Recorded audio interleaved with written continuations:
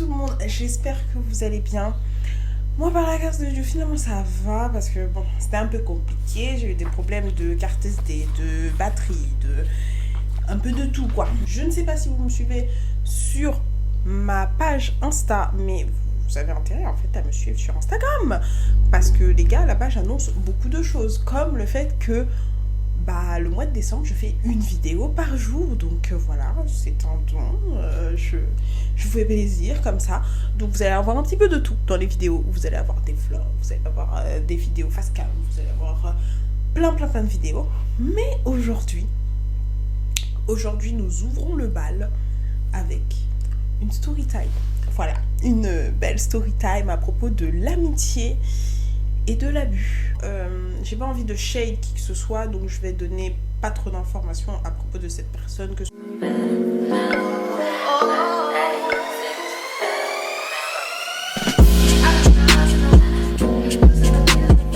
donc pour la story les amis, on va commencer remonter loin là-bas en 5e. J'ai rencontré une fille qu'on va appeler Choupinette. Ça a été un coup de cœur amical. Vraiment, entre nous, ça matchait, quoi. C'était franchement cœur sur elle. Et en fait, Choupinette, elle avait aussi une amie, sa meilleure amie, qu'on va appeler la dame. La madame, même. La madame. Donc, Choupinette et la madame, elles traînaient souvent ensemble. Et moi, on va dire que je me suis un peu rajoutée d'un truc parce que on s'est rencontrés avec Choupinette. Et ça matchait super bien, on passait toute notre journée ensemble avec Choupinette, elle venait tout le temps chez moi le week-end, vraiment on était collés, serrés, cimentés, on ne se lâchait pas d'un poil. Et en fait un jour Choupinette, malheureusement la vie a fait qu'elle a changé d'établissement, elle était plus dans le même collège que nous, donc pour l'année de 3e, parce que ça faisait déjà 1 an que je connaissais Choupinette après la 5e, et donc on n'était plus ensemble. Et forcément, Choupinette, étant son amie la plus proche en dehors de la madame, et Choupinette vient me voir et me dit écoute, Marie, fais en sorte que la madame soit bien et qu'elle ait toujours quelqu'un à qui parler et que tout se passe bien pour elle par la suite, quoi. Et du coup, moi, bénévole que je suis, j'ai dit ouais bien sûr, il n'y a pas de souci, je vais l'intégrer à mon groupe de potes parce que j'avais un groupe de potes. Et il faut savoir qu'en fait la madame, la première fois que je l'ai rencontrée avec une des filles de mon groupe de potes, ça n'avait pas trop matché de mon côté parce que quand je lui en ai reparlé après, elle était en mode ah bon, je savais pas et tout machin. Mais de mon côté ça n'avait pas trop matché, d'ailleurs ça avait touché même. Mais en gros, j'avais ma pote qui avait une acné due à son adolescence. Et donc la madame, première fois qu'elle la voit, elle lui dit tu connais pas les soins, genre quand t'as autant de boutons, comment ça se fait, c'est pas très esthétique et tout. Alors que c'est pas des choses qui se disent, surtout à une ado qui a pas trop confiance en elle, etc. Bon, c'est pas cool quoi. Et ça m'avait pas trop plu. Et en fait, il faut savoir que la madame, au fur et à mesure que j'ai traîné avec Choupinette, j'ai appris pas mal de choses sur la madame qui font que, je vais pas te donner des détails sur sa vie, mais c'était pas la personne la plus chanceuse qui soit sur Terre. Elle n'est pas née dans un cadre de chance, elle avait beaucoup de bagages émotionnels, c'était pas simple du tout, franchement c'était pas simple.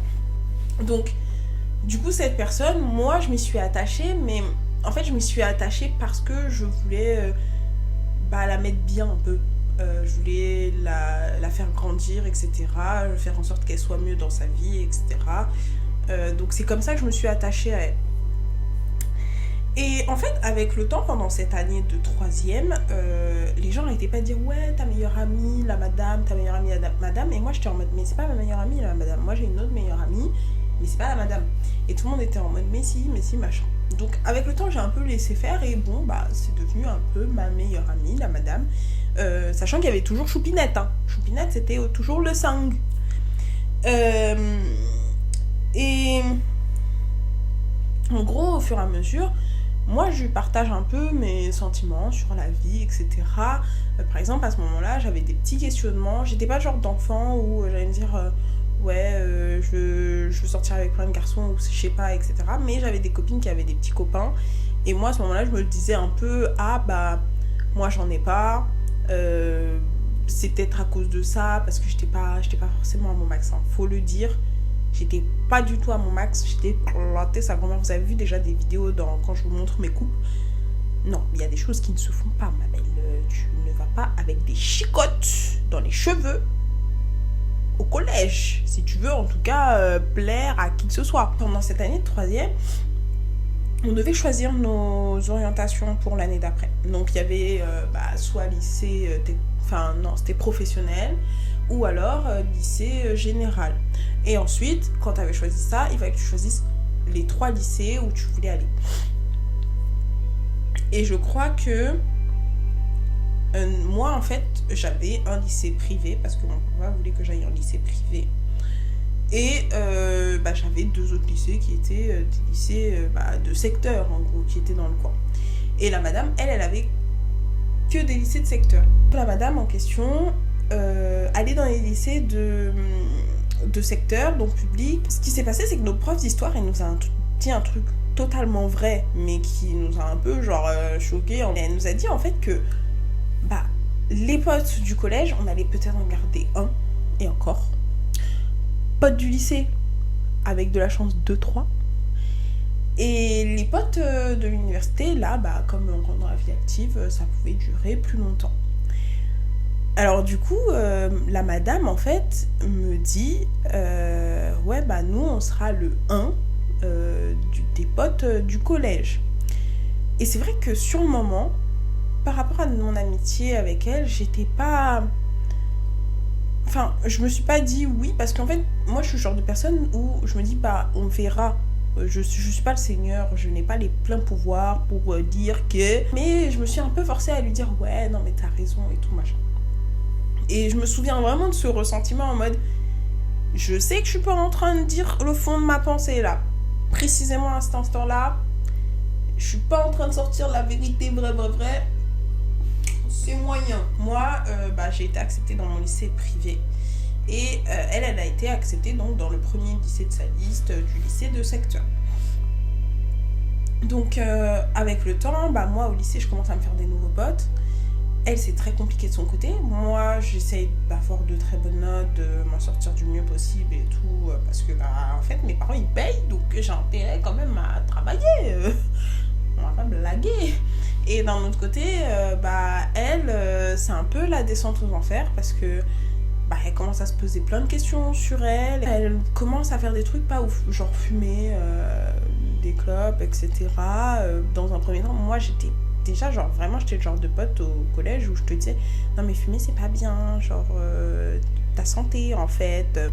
Je suis toujours d'accord avec ce que je disais à l'époque, mais c'est juste qu'aujourd'hui, je suis en mode, écoute, fais ta vie, hein, je vais pas te forcer, mais à l'époque, j'étais vraiment une forceuse en mode, tu me dégoûtes. Elle savait très bien que moi, j'étais vraiment niette avec ça, franchement, ça passait pas.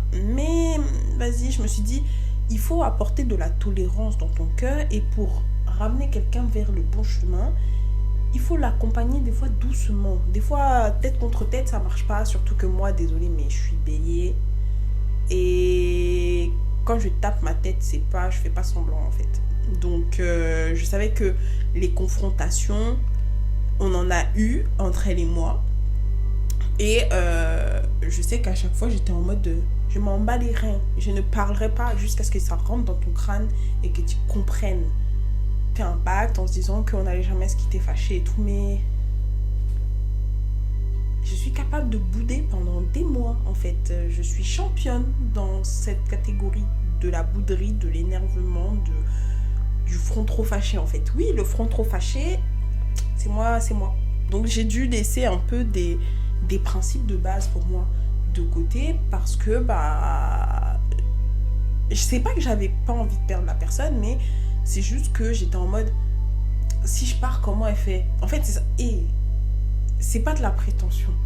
Mais en fait, la manière dont elle me faisait ressentir les choses, c'était en mode, si je suis pas là,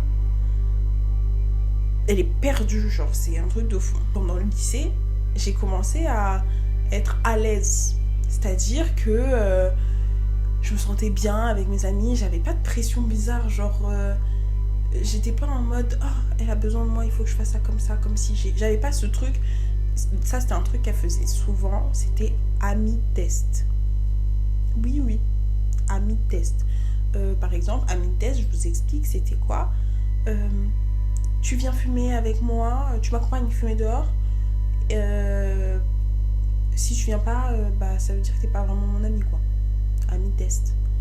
Alors que moi, je suis désolée, je ne fume pas, je n'aime pas l'odeur. Et en plus de ça, il fait froid. Are you serious? Anyway. Donc tout ça, en fait, faisait que j'avais un peu une... J'étais sous pression, là. Sous pression. Et avec le temps, donc au lycée, j'avais mes nouveaux potes, etc. Et j'avais un nouveau pote qu'elle n'appréciait pas du tout. Elle disait que c'était un manipulateur, que en gros, c'était une personne toxique, etc.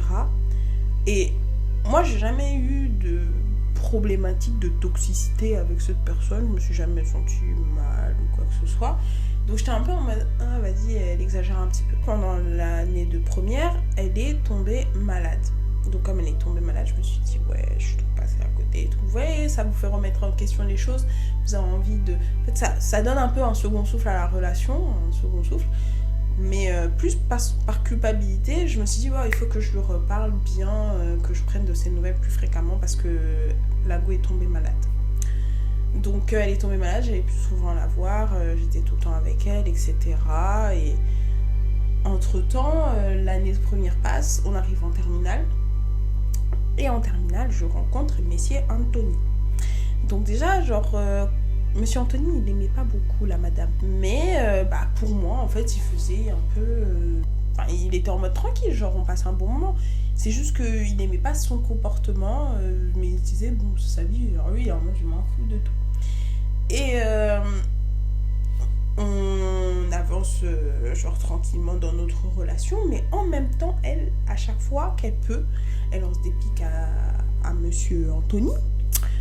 Elle parle en mode tu fais ça. Elle commence à lui poser des questions sur sa vie intime, notre vie intime. Oui, vous avez bien compris, vie intime, mais des questions t'es pas concerné. Vraiment, tu n'es pas concerné. Mais vraiment, des fois, c'était des moments où on était en mode c'est gênant. Et en plus, comme c'était ma meilleure amie, je lui racontais des trucs forcément, mais ça sortait naturellement. Quand on vous dit de pas raconter des choses à n'importe qui.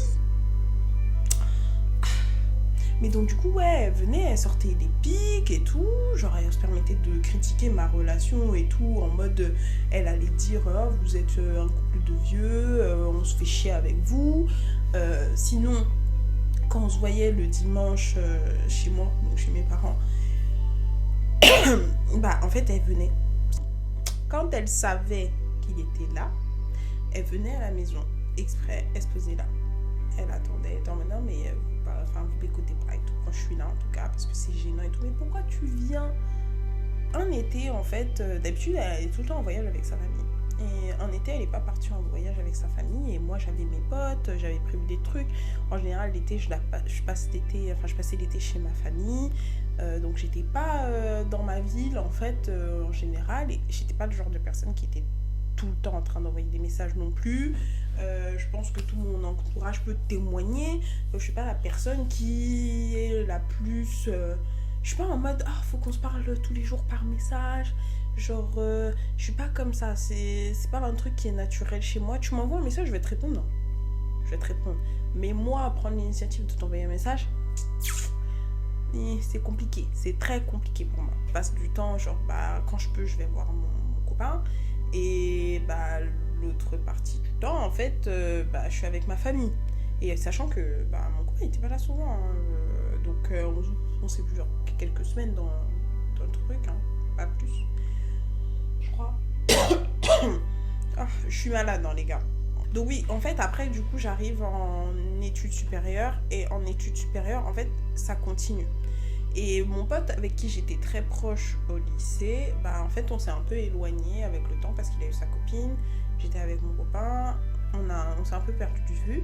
Et quand il s'est séparé de sa copine, il m'a envoyé un petit message en me disant voilà qu'il avait envie qu'on se voit. Et je lui ai dit bah ok, y a pas de souci. Et donc je l'ai annoncé à la madame.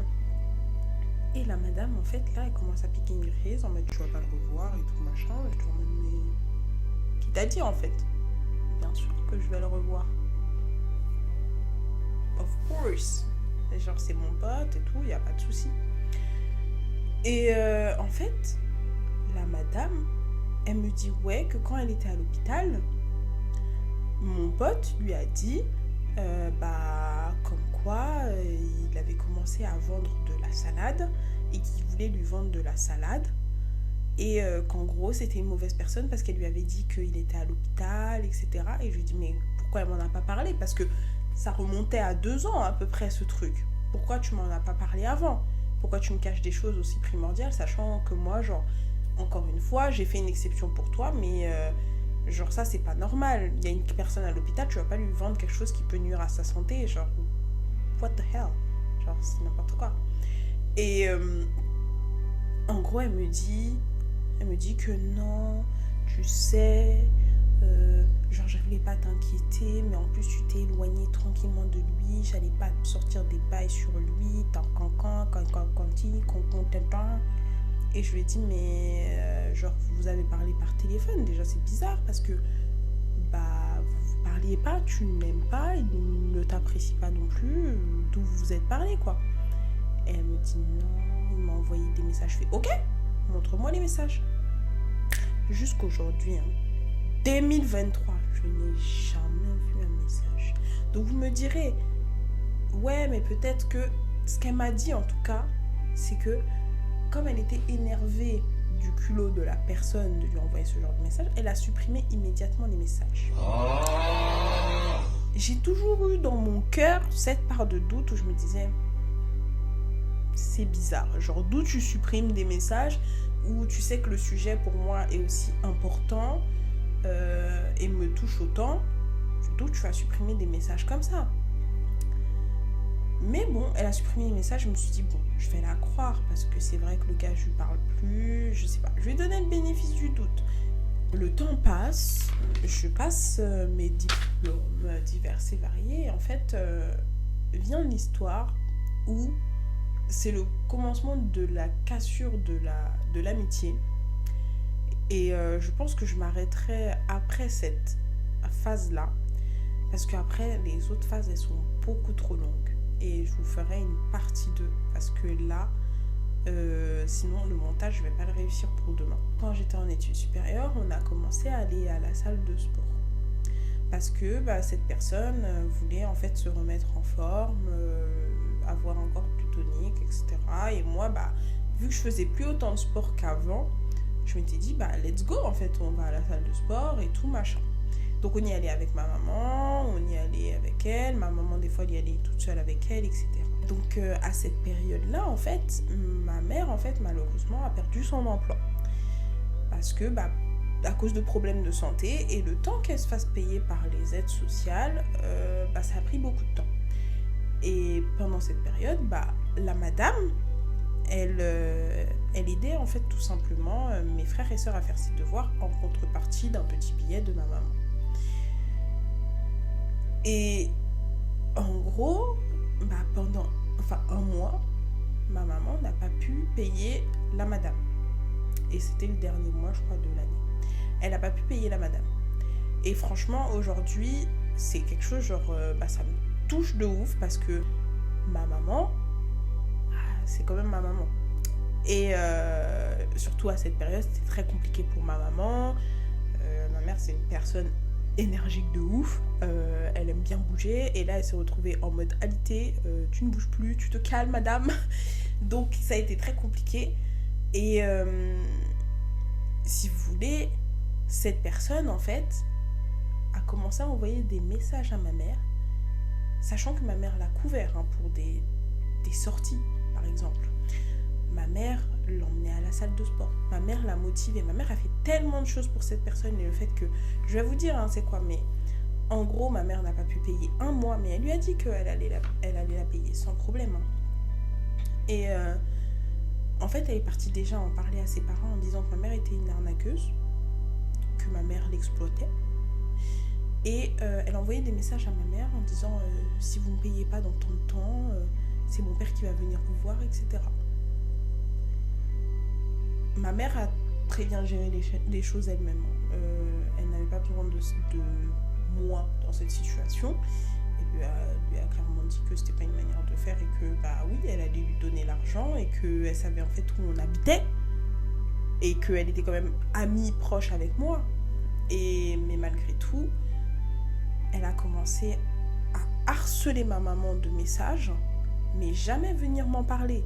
Alors que je suis quand même ton amie, même ta meilleure amie, apparemment même ta sœur, de ce que tu dis. Et tu vas en fait parler de cette manière à ma mère. Alors que c'est une femme qui t'a aidé, qui a toujours donné sa personne pour toi, qui t'a toujours défendu auprès de tes parents, qui t'a aidé à t'épanouir aussi, qui a toujours fait en sorte de discuter avec toi sur des sujets où tu peux pas discuter de ça avec ta famille ou avec des proches à toi. Elle a fait en sorte d'être la plus ouverte possible sur ces sujets-là. Et toi, en fait, tu te permets de l'insulter de voleuse, d'arnaqueuse, de lui envoyer des messages de harcèlement gratuitement parce qu'elle n'a pas pu payer un petit 50 €. Je ne le savais pas tout de suite parce que je l'ai su bien après. Mais même quand je l'ai su, je pense que ma réaction n'a pas été à la hauteur de ce que ça devait être. Genre, aujourd'hui, quand j'y pense, je suis en mode... En fait, je suis très énervée, de ça. Et je pense que vraiment, je me suis dit quand je l'ai su, ouais, mais en fait, elle a des problèmes. Pendant cette période, encore une fois, ma mère, aussi gentille soit-elle, s'est dit, ah, cet enfant n'a pas de Noël. Elle ne sait même pas à quoi ça ressemble, Noël. Donc, qu'est-ce qu'on va faire? On l'invite à notre Noël.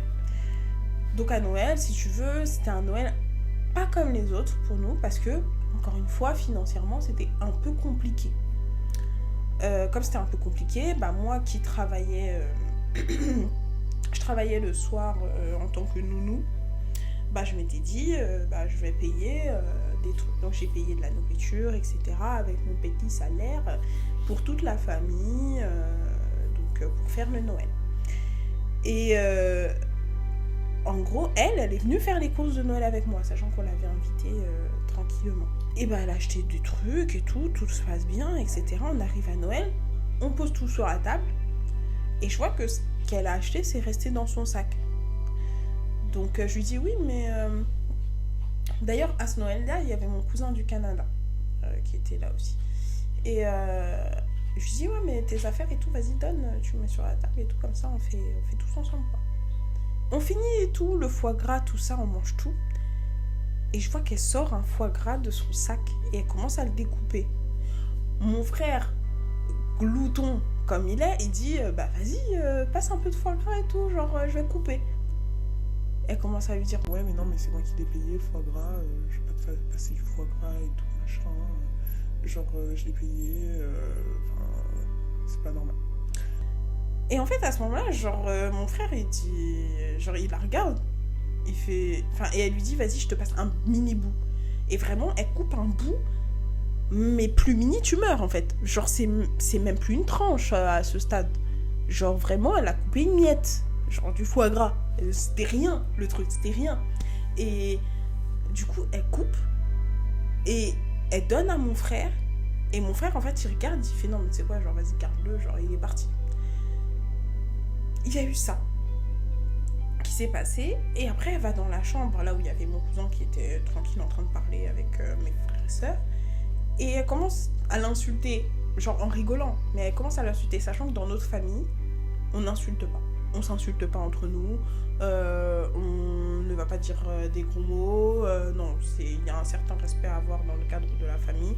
Et même, avec mes potes, je vais pas m'insulter, juste comme ça. Non.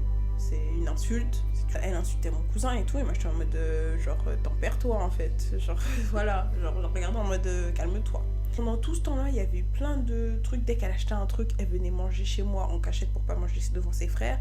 Et elle était en mode non, mais je vais pas vous donner et tout machin, genre en mode radinerie. Alors que quand elle venait manger à la maison, la nourriture était là. Tu vois, quand moi j'achetais des trucs à manger, j'étais jamais en mode non, mais tu vas pas prendre et tout. Retenez bien ça, retenez bien le fait que quand elle venait chez moi, sous le toit de ma mère, sachant qu'elle était partie insulter genre ma maman, dans mon dos, la go venait manger en cachette la nourriture et elle partageait pas, même pas avec moi je m'en fous qu'elle partage ou pas avec moi, mais avec mes frères et sœurs genre qui sont beaucoup plus petits, qui avaient genre une dizaine d'années à ce moment-là, quoi, même pas, ils avaient même pas une dizaine d'années parce que genre j'avais 19 ans max, ouais ils devaient avoir 10 ans pile. Et donc il y a plein de trucs comme ça qui arrivent, des trucs de radinerie, on va au sport, tout ça, tout se passe bien en apparence pour moi. Mais en fait derrière j'apprends plein de choses. J'apprends le fait qu'elle demande à mes frères et sœurs de sortir la nuit pour l'accompagner fumer. Pourquoi faire ? Ils sont petits, genre ils ont 10 ans, l'autre elle a 14 ans, genre qu'est-ce que tu veux qu'elle aille faire dehors, t'accompagner fumer, genre non, c'est pas des choses à faire. Et je lui disais à chaque fois non, comment ça fait pas t'accompagner, elle était en mode ah ouais mais moi je veux pas y aller tout seul. Oui mais en fait on fume pas, genre au bout d'un moment on est là, nous on est tranquille, genre t'as décidé, c'est la vie, c'est des choix en fait. Désolée je m'énerve un peu, mais bon. Par contre qui m'envoie des messages, il s'agirait d'arrêter, merci. On avance dans le temps, j'aménage avec monsieur Anthony. Et la madame, déjà, elle est contente, mais pas trop contente. Elle est contente parce qu'elle a un nouveau spot où aller. Mais moi, je me dis, oh, c'est cool et tout, elle est contente pour moi, on va déménager, tant. Et d'un autre côté, genre, elle est pas trop contente que ce soit pas toute seule que j'aménage. Elle me dit ouais mais t'es sûre que tu vas aménager avec ton gars, genre tu peux pas prendre un truc toi toute seule d'abord. Je dis en mode non, écoute non, voilà. Et elle vient dormir à la maison, 1 ou 2 fois je crois elle est venue dormir à la maison. Et à chaque fois elle restait un jour de plus parce que ça lui permettait d'échapper aussi à son quotidien. Donc elle restait toujours un peu plus longtemps, mais moi j'étais en mode bon vas-y il y a ma pote, et c'était mon premier appart donc j'étais en mode je laisse un peu les débordements. Et en fait ce qui s'est passé c'est qu'avec le temps, avec Anto, ça allait pas super à ce moment-là, donc ça a mené à une séparation. Et donc on s'est séparés, et quand on s'est séparés, qu'est-ce que tu fais ? Moi j'envoie un petit message à mes potes, ouais malheureusement on s'est séparés, j'étais vraiment au fond du gouffre, bien à la maison. Passer du temps pour franchement elle a été présente à ce moment-là et tout, et j'étais contente d'avoir quelqu'un qui était tout le temps là. Donc Anto déménage de notre ancien appart. Pendant ce temps-là j'avais pas mal de choses à racheter parce que Anto avait pris une partie des trucs, ce qu'il avait acheté il avait récupéré, donc frigo etc, donc il fallait que je rachète tout ça très vite. Et donc j'ai racheté frigo, machine à laver, j'ai racheté un lit, j'ai racheté quoi d'autre, une plaque de cuisson, vraiment j'ai racheté plein de trucs, et après j'avais tous les autres meubles à part ça. Et en gros elle venait à la maison, j'avais un canapé lit donc elle squattait sur le canapé lit, moi j'allais dormir dans ma chambre, dans mon lit, et elle venait. Mais elle venait toujours les mains vides. Donc elle mangeait à la maison, moi je fais les courses, etc. Mais à un moment, genre, je viens d'acheter plein de trucs, c'est un peu la crise pour faire les courses pour 2. Donc en fait, je me retrouvais avec pas grand chose dans mon frigo. Parce que déjà, elle vidait mon frigo, sachant que moi je mangeais pas vraiment beaucoup. À ce moment-là, j'étais en pleine rupture, j'étais vraiment en déprime complète. Et le truc c'est qu'elle mangeait tout ce qu'il y avait dans mon frigo, et par chance j'ai rencontré des potes à cette époque c'était des potes, parce qu'aujourd'hui il y a encore beaucoup de choses qui ont changé, c'est une autre story time ça. Et en fait j'ai rencontré des potes, et ces potes en fait travaillaient dans un resto, et en fait ils me donnaient des sacs du resto quand ils avaient fini leur service. Donc je rentrais avec de la nourriture le soir. Donc ces potes-là me donnaient la nourriture à peu près chaque soir ou alors tous les 2 soirs de semaine. Et comme ça me faisait de la bouffe pour les restes des jours, quoi, tranquille. Donc, et le midi, en général, ils faisaient en sorte de me faire des menus pas trop chers. Donc vraiment, j'étais plutôt bien, genre vraiment très bien. Ou alors ils faisaient en sorte de passer sur leur menu. Bref, des gens très, très sympas. Et donc elles mangeaient tout. Et un soir, en fait, mes potes ne pouvaient pas parce qu'il n'y avait plus de stock. Il n'y avait plus rien à me donner. Hein, donc je rentre un peu les bras vides. Mais je me dis, bon, c'est pas grave, j'ai mangé l'après-midi. Je vais me faire un truc de nouilles le soir. C'est bon. Et en fait, je rentre, elle est à la maison parce que clairement, elle avait aménagé. Hein, elle avait aménagé, limite, hein, elle était tout le temps là. Et elle m'embrouille. Ouais, pourquoi il n'y a pas la nourriture? Genre, pourquoi t'as pas pris de nourriture? Fiantanti, fiantanta. J'étais outrée, choquée, dépassée. J'étais en mode, écoute, voilà, je sais pas, ils ont pas donné, je sais pas. Et en fait, je me suis dit, ouais, genre, en fait, là, c'est plus, t'es un soutien pour ma rupture, en fait. Là, c'est, en fait, je suis ta sugar mommy. Genre, je t'achète tout. Genre, de temps en temps, elle allait acheter des trucs. Mais c'est quoi qu'elle achetait? Des bonbons, de l'alcool. Mais bon, j'étais pas trop dans ça, moi. Et sinon, c'était quoi? Genre, ouais, c'était tout, quoi. En vrai, c'était tout. Et je lui avais même donné le double de mes clés, etc. De ma baraque. Et genre, en fait, genre, je commençais à... j'étais déjà en stress, en fait. Genre, qu'elle soit là. J'étais en stress, j'étais en rupture, je pouvais pas faire correctement non plus ma rupture. Je rencontrais d'autres personnes et j'avais envie de passer plus de temps avec d'autres personnes. Et en fait, je commençais à sentir le poids de sa présence dans ma vie, tout simplement. Même pas dans mon appart, mais vraiment dans ma vie. J'étais mal et je stressais en plus de la présence de quelqu'un. Donc ça matchait pas, donc forcément je me suis encore éloignée d'elle parce que j'étais épuisée. Genre, comment ça, tu viens chez moi, tu manges dans mon frigo, genre je te paye tout, tu me fais un caca nerveux parce qu'un soir je ne rentre pas avec de la nourriture. Et en plus de ça, oui, parce que j'ai oublié et je terminerai sur ça pour cette première partie parce que c'est pas fini. En gros, la couvrir tout le temps. Des fois, elle disparaissait dans la nature. Et elle disait à sa mère qu'elle était avec moi. Pardon. Ouais, elle disparaissait pendant un certain temps et même des fois une nuit et sa mère elle m'appelait mais elle est où la madame, et moi je savais pas où elle était, mais en fait d'un côté elle me forçait de manière tacite à lui dire non mais elle est avec moi et tout machin, voilà. Et je devais la couvrir et je me disais, mais genre non, c'est pas safe si elle est dans un bourbier. Je sais même pas où elle dit qu'elle est avec moi. Elle rentrait même pas. Elle me donnait pas de news, je savais pas où elle était. Et donc ça me mettait dans l'embarras. Tu me mets dans l'embarras. Donc en fait, j'étais tout le temps dans un stress, un poids, etc. par rapport à cette personne. Et du coup, ouais, j'en pouvais plus. Je n'en pouvais plus et je commençais vraiment à commencer à craquer parce que cette année était une année très compliquée. Donc, pour l'instant, c'est ça pour la première partie, les gars. Je pense que c'est assez long pour une première partie. Je ferai une deuxième partie du coup demain. Parce que même moi, là, je suis un peu KO technique de ma soirée parce que, comme je vous ai dit, c'était compliqué. N'hésitez pas à vous abonner à la chaîne parce que du coup, il va y avoir des vidéos chaque jour. Si vous voulez la deuxième partie et être en avant-première pour la deuxième partie, abonnez-vous, comme ça vous aurez la petite cloche et la petite notification aussi. N'hésitez pas à mettre un like, ça aide pour le référencement pour moi, et à commenter si vous appréciez les story time, si vous aimez bien ce petit décor là pour Noël. À me dire aussi si vous avez des idées de vidéos. Je vais aller aussi sortir Agnar parce qu'il commence à être impatient, sachant que il commence à se faire un peu tard et que je ne l'ai pas encore sorti ce soir, même s'il est sorti 2 fois cet après-midi, cochonou. Et voilà, je vous dis à demain parce que les vidéos de décembre, c'est tous les jours.